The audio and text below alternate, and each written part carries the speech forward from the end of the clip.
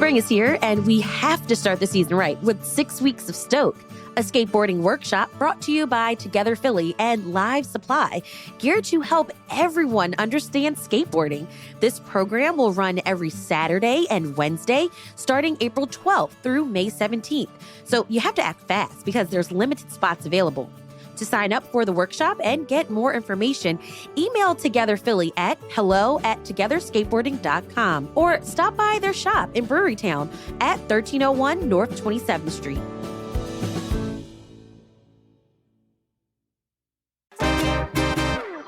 It's the Friday News Roundup. We're talking about how, despite recent violence, there's some positive news about crime in the city, and how a 4-car crash with connections to the sheriff's office looks like it was swept under the rug.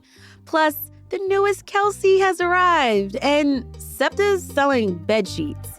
It's Friday, April 4th. I'm Trenae Nuri, and here's what Philly's talking about.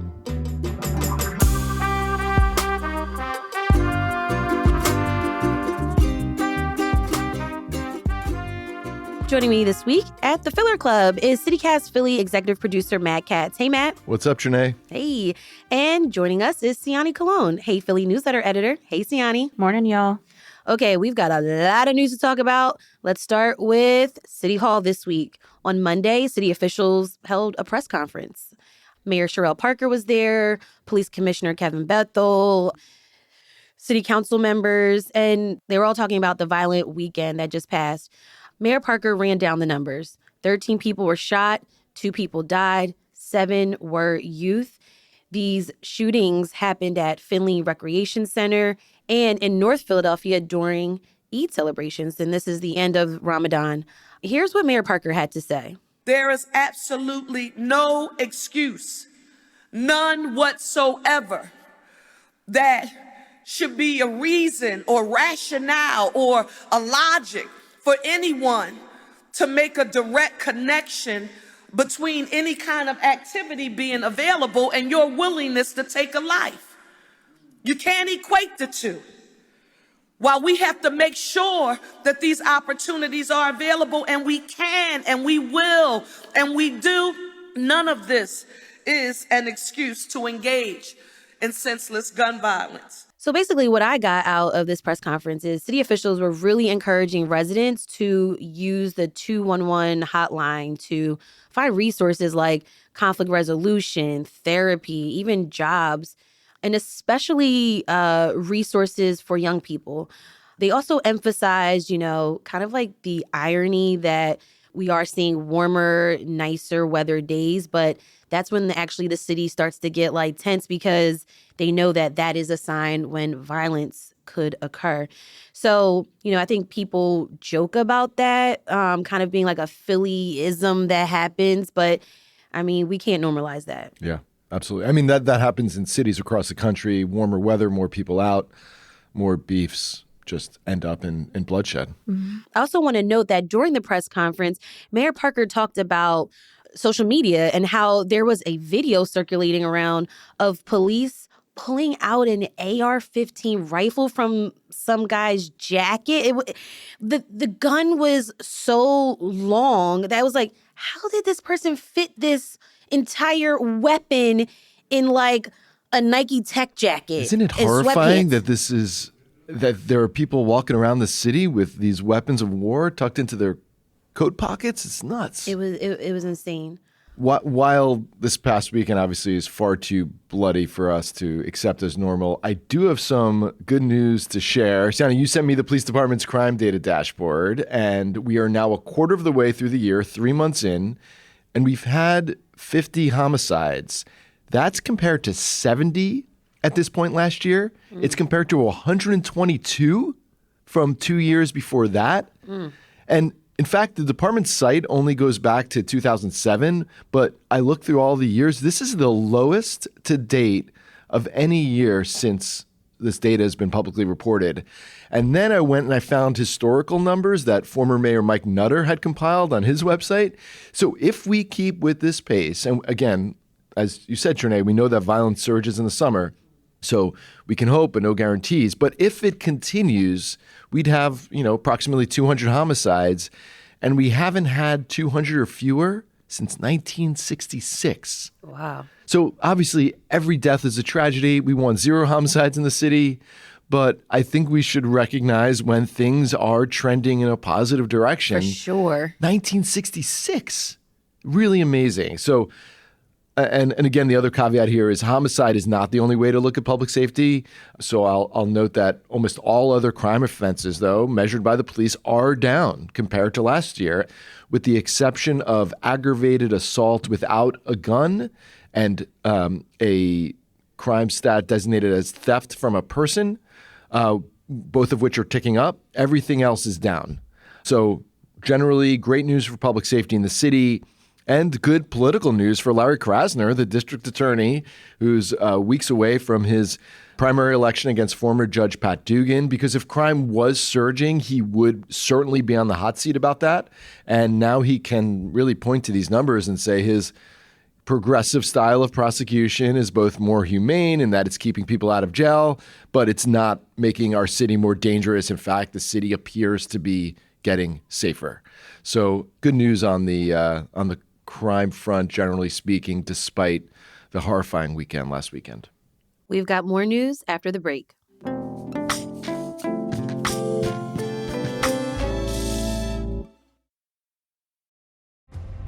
Get ready for Netflix's gripping new medical drama, Pulse. Set in a cutting-edge Miami trauma center, third-year resident Dr. Danny Sims is unexpectedly thrust into a promotion when beloved chief resident Dr. Xander Phillips gets suspended.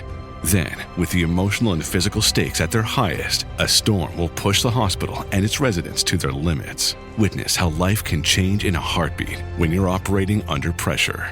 Watch Pulse, only on Netflix. TaxAct knows small business owners can sometimes use a little help with their taxes. That's why TaxAct has Expert Assist, a team of live tax experts ready to answer any questions you may have. Think of them as your own personal sidekick.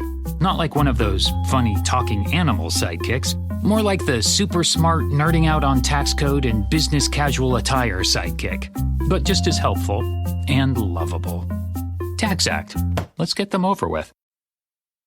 Matt, here we go again. Oh, yeah. I feel like I've seen people talking about this.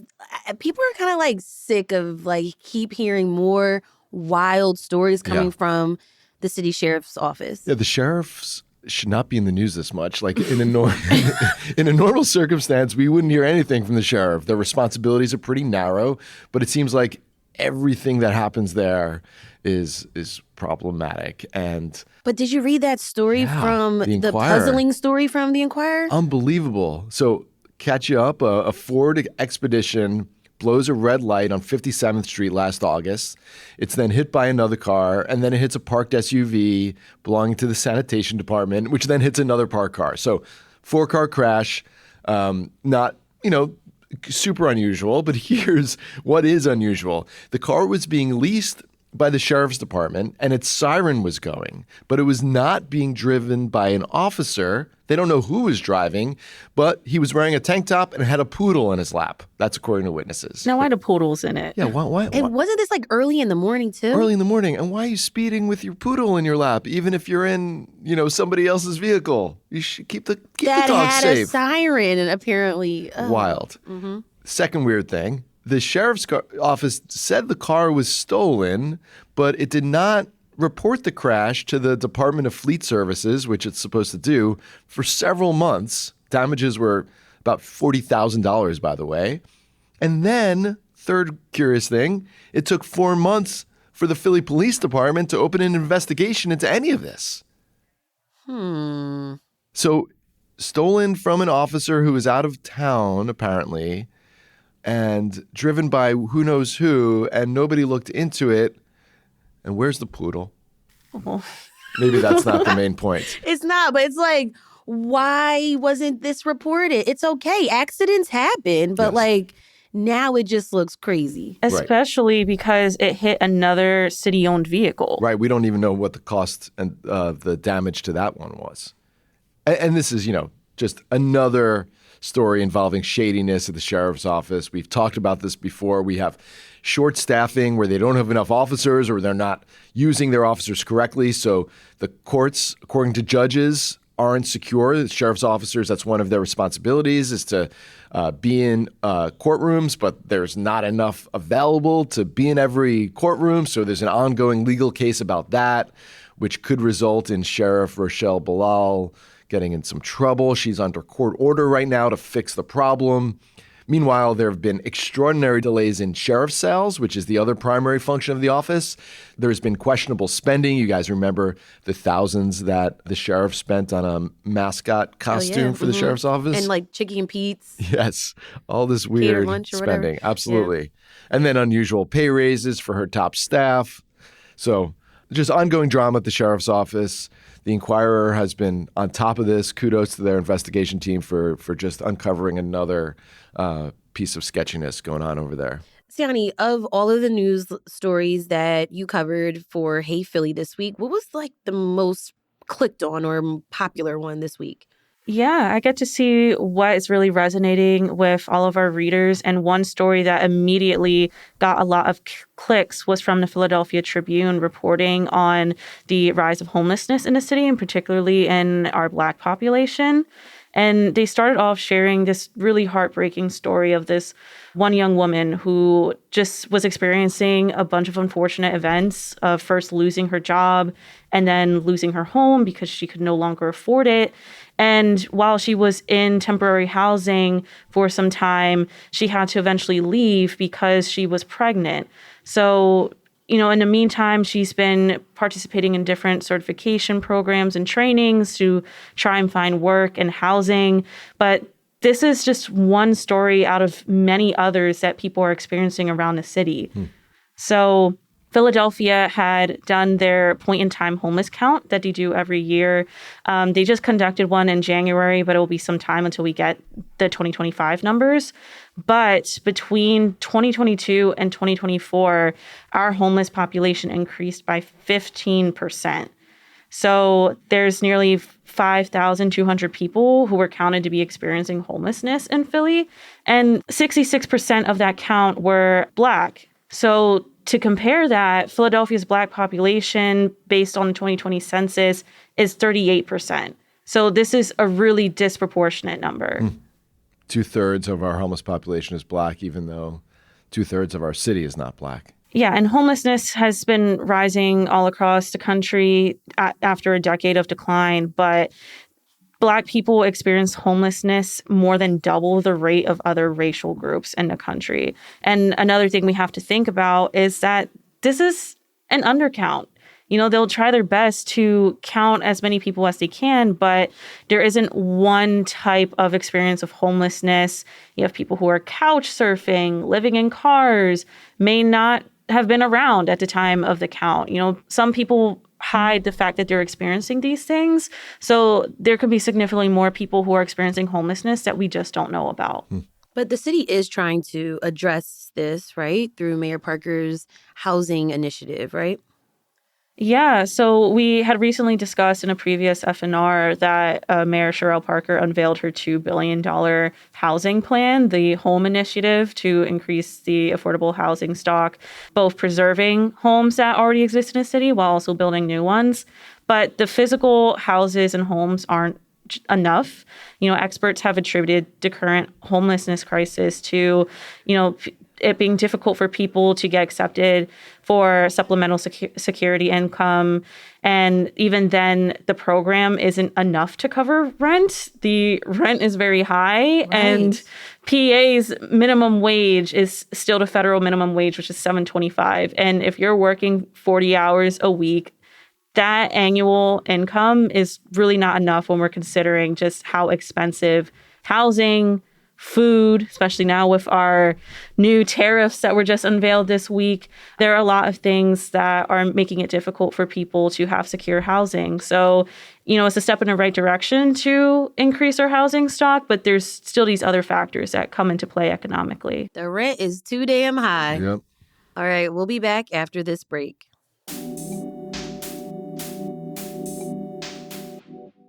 Oh my God, it's the coolest thing ever. Hey guys, have you heard of Goldbelly? Well, check this out. It's this amazing site where they ship the most iconic, famous foods from restaurants across the country, anywhere nationwide. I've never found a more perfect gift than food. They ship Chicago deep dish pizza, New York bagels, Maine lobster rolls, and even Ina Garten's famous cakes. Seriously. So if you're looking for a gift for the food lover in your life, head to goldbelly.com and get 20% off your first order with promo code GIFT.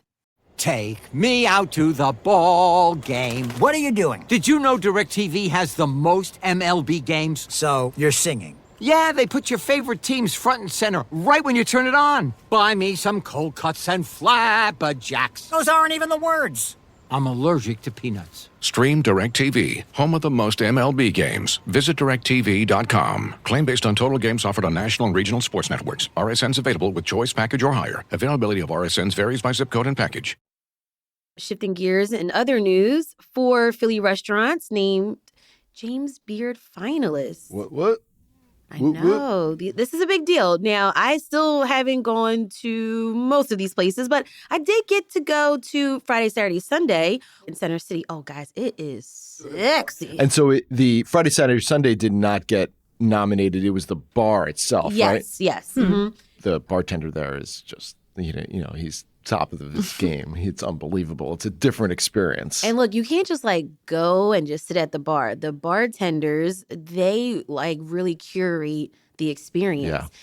After a couple is done, then you are invited to the bar. So don't just show up there and just sit your butt down. Right. You gotta wait your turn. Yeah, this is not Dirty Frank's.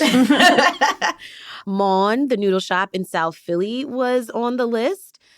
Still never been. When are we going to go? I am craving the noodles. I know, me too. I have not been either. Okay, we'll figure it out. We got to go as a team. Jesse Ito of Royal Sushi and Izakaya in South Philly was named, and Amanda Shulman of Her Place Supper Club, which they are always changing the menu. Yeah, that is a different kind of experience over there. Also hard to get in. You have to make a reservation well in advance. The vote on possibly banning the Tush Push play was postponed. People are hating. And the newest Kelsey has arrived. Jason and Kylie Kelsey's 4th daughter, Finley, Finn, and Kelsey. Congratulations to the Kelseys. Yes. Street sweeping is back, but you got to move your car if you live in Frankfurt, Germantown, Kensington, Logan, Nicetown, North Central, Paschal, Point Breeze, Port Richmond, South Philly, Southwest, Strawberry Mansion, West Fair Hill, and West Philly. Wow. First of all, what the hell is North Central? Yeah, what is North Central? That's closer to Temple University area. Do people say they live in North Central? No one says they live in North Central. If you're in North with an F, North, that's Gotcha. where you are. I think it's based on with city planning, how they put the districts. They break down North even further. Okay. So And I feel also real estate agents and that sort of thing, they make up names for neighborhoods, but we got to talk about this on the show. Yeah, we will. We're going to do a show on this. Okay, so you got to move your car. They're going to be cleaning the streets. This is happening when? And so this will be between Mondays through Thursdays from 9 to 3 and going until Halloween, so October 31st. And also be mindful that whole roll call does not cover the whole city. And even then, there's specific boundaries in a neighborhood. So be sure to go on a city site and check out when to move your car. It's so much news, Siani, what else you got? Yeah, so we've been discussing in a newsletter and a podcast how much Philly's been impacted by federal cuts. Earlier this week, we're talking about how the EPA rescinded funding for several community initiatives in Philly. And most recently, a grant that was to help mitigate flooding in Eastwick was also rescinded. And Philly is fired up. So there's going to be some protests happening in this upcoming week. On Saturday, if you're going to be around Center City, there's going to be a hands-off National Day of Action organized by 50501 Movement, Indivisible, and Move On. This is going to be in response to President Trump, Elon Musk, and the policies that's been unveiled so far during his presidency. And that's going to be at City Hall from 12 to 3. And then Tuesday, several local unions are going to be addressing the cuts to research, healthcare, and education. And that's going to be in the Center City area as well. So lots of things happening in the city. We'll continue to keep an eye on how Philly's being impacted by all these cuts and changes, and now your groceries as well. So we'll keep you posted and keep us posted on how you're being impacted. Mm-hmm. And I'm sure that with these protests, there's going to be some traffic downtown. So just be mindful. You may have to take SEPTA. But speaking of SEPTA, Yep. SEPTA is selling some unusual merch. SEPTA, guys, is selling bed sheets. They dropped some new items in their SEPTA store. I mean, would you guys buy SEPTA bed sheets for $39.95? $40. It's like a picture of the map. It is. It is. I was amazed by how much merch they have over at shop.septa.org. They have neckties for the kids. There are SEPTA toy trains and hard hats. That's cute. They have a hat, like a baseball cap that reads MFL, you know. I got a BSL. You have the BSL hat? Oh, yeah. I rep that hard. Did you buy that from the shop? I willingly I walked to the SEPTA store and I'm like, I want this hat. Now, mind you, I ride the MFL more than anything, but I really like the BSL for sure. The only thing is, like, now they'll have to change it because they just renamed all the lines. That's what I'm saying. And yeah, it's right. like they change it. It's like the one thing that is iconic with SEPTA is the green trolleys, the old tokens. Yep. You can get belts, by the way, that like have the token as the buckle. My friend has a SEPTA belt buckle. No way. Wow. So listen. Okay, there are people buying stuff from the SEPTA shop. How about the watch? They have SEPTA watches? This is how we're going to save public transit, okay? Right, we're going to buy out the store. Yeah. they got the SEPTA pajamas. You know, Philly likes to wear their pajamas out the house. They do, and I hate it's so dirty. So this is a good, like, walking a Wawa your outfit. SEPTA You put on your SEPTA PJs. PJs, go get your shorty and your coffee. But the SEPTA bed sheet, Yeah, that's something, right? So, Siani made a very funny joke about this. She did. But she decided that it was a little too racy for our air. So I instead went to ChatGPT to ask it to tell us a funny joke about SEPTA selling bed sheets. You want to hear what ChatGPT had to say? SEPTA selling bed sheets? Finally, a way to experience delays and unexpected stops from the comfort of your own home. Okay, then Siani's looking at me. so I asked. No, Siani's joke is way better. Yeah, so I asked it to be a little racier. Oh. Yeah. Oh, God. Just got my SEPTA bed sheets. Now my bedroom experience is just like my commute. Slow to start, full of bumps, and someone's always yelling about a signal problem. What? It's pretty good. That was good. Okay, what are your weekend plans? Well, you know. Getting some sheets. I was thinking about doing something quite different than lying in my SEPTA bed sheets. So at the Chestnut Hill Friends Meeting House, there's this art installation from artist James Terrell called Greet the Light. And this is what's known as a sky space, which is a room created with an opening in the ceiling so viewers can see the sky.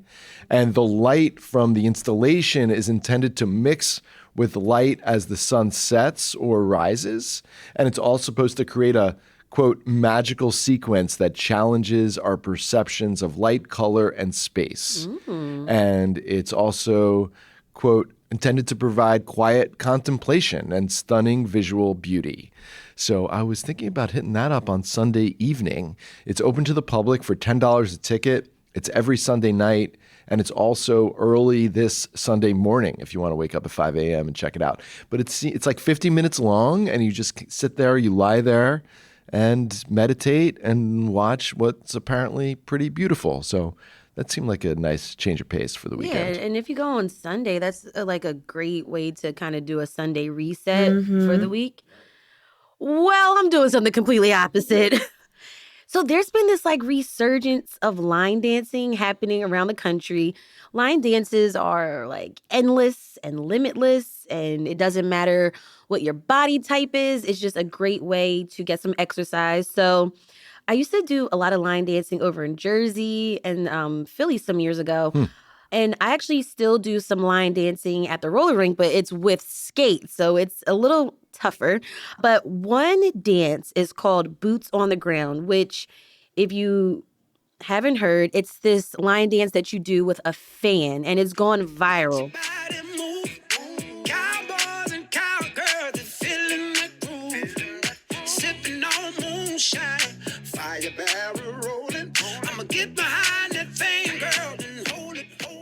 So I've been looking for a line dancing class or group that's doing Boots on the Ground. And my friend April, she told me a spot on Ogons Avenue called Jacobs Northwest. So on this Friday night, they're going to be dancing there. You got to get there early, bring your fans. And also on Friday nights, they have these like $7 food and drink specials. So I'm excited about that. That's very cool. Boots on the ground. Yeah. But if you're looking for a different vibe, you still can go to Jacobs. There's a senior brunch on Fridays. Every Friday, brunch is only $10. So bring someone that's 65 and older. And then on Saturdays, they have an R&B brunch every Saturday, 10 to 3. That's so fun. Post some video of you doing the step. Oh, yeah. And I'm going to rock my cowboy boots. I love it. Yeah, I got to get an outfit now. You got to give us the tutorial. We got to have all our fans now. Boots on it. Pop, pop, pop, pop. All right, Sian, what are you doing? I am going indoor rock climbing. Ooh. I need to redeem myself because my past failures indoor rock climbing. I used to be a camp counselor, and one of the field trips we do is take them to an indoor rock climbing gym. And I would, try, be cool, like, I'll go up too. I could only make it halfway. I'm like, I can't do this anymore. And then those kids are like racing to the top, going down, going back up again. So I need to be better. And I went to like Arizona a few years ago and, climbing on some real rocks without any protection. So if I can do the real thing, I can do the fake rock. So that is what I'm doing. And Philly has quite a bit of indoor rock climbing gyms. And I saw a movement. They're going to be opening up a new gym this year on American Street. So something to keep an eye out for. Very cool. Matt and Siani, thank you so much for joining me today on CityCast Philly. Good to see you. Have a fun weekend, guys.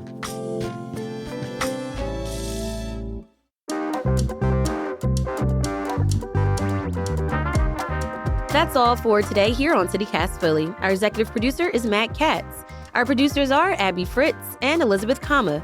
Our Hey Philly newsletter editor is Siani Colon, and our host is me, Trinae Nuri. Music is by Philly's own Interminable, with additional music from All the Kimonos.